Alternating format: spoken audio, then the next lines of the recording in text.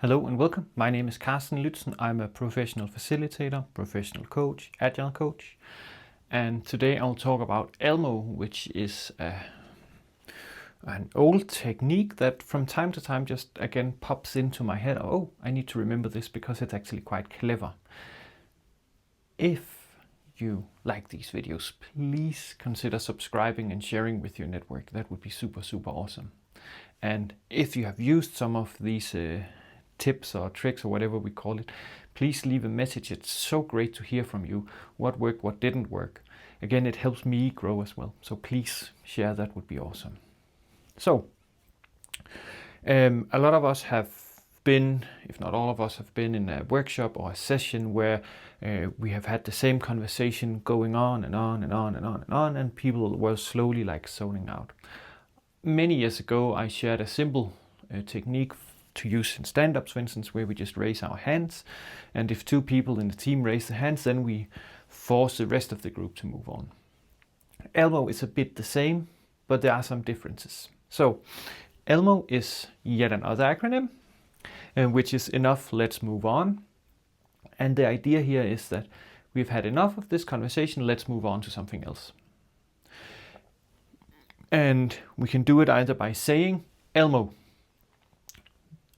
and that should hopefully get everyone to hear, oh, ELMO was said, now we move on.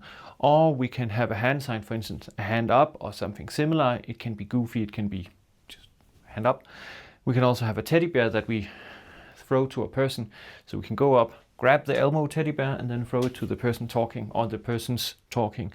We can have bells, whistles, whatnot to say ELMO, and then we can move on.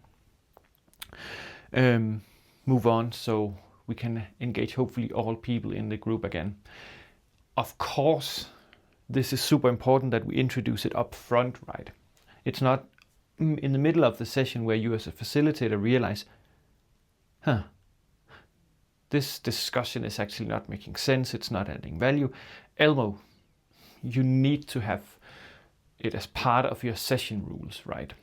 I usually have something that it's okay to, we expect people to lean in, and that also means it's okay to say if something is not relevant. And we can do that with ELMO, right? So we can introduce ELMO and say, if something is not adding value and you believe that for the greater good of the group, we need to move on, then say ELMO. And then use it. I've seen from time to time that things are introduced, but never really used, and then it loses its power, right? We as facilitator need to use it. And not, if we want to use ELMO as we're saying ELMO, then we also need to use it as facilitators and not do a facilitation trick. We need to role model it. We need to socialize it to make it acceptable for others in the group to also use it. However, sometimes, and that's also ELMO without ELMO, I like some alternatives. ELMO can be a bit abrupt, and as a facilitator, I sometimes value the flow more, and especially if it's a psychologically safe group, then people can always use ELMO, but I will sometimes try to make it flow a bit without having that abrupt ending or break in a conversation. So a good question is, can we park it? So if you have a parking lot flip chart or a parking lot somewhere, then you can ask the group, right? So I see some people have zoned out. Is it okay for you two that if we park this and then I will help you in the break? Remember that you need to talk about this, or after the session, just remind you that you need to have this conversation. Then in a polite way, we help the group move forward. There's also this one that I like to use quite a lot because I love the best hopes to stage it in the beginning of our exercise or of our workshop. So is this still moving us closer to the best hopes? Is this conversation moving us closer? And then it might be, maybe not. Maybe we have drifted off on a tangent that, or maybe not that relevant.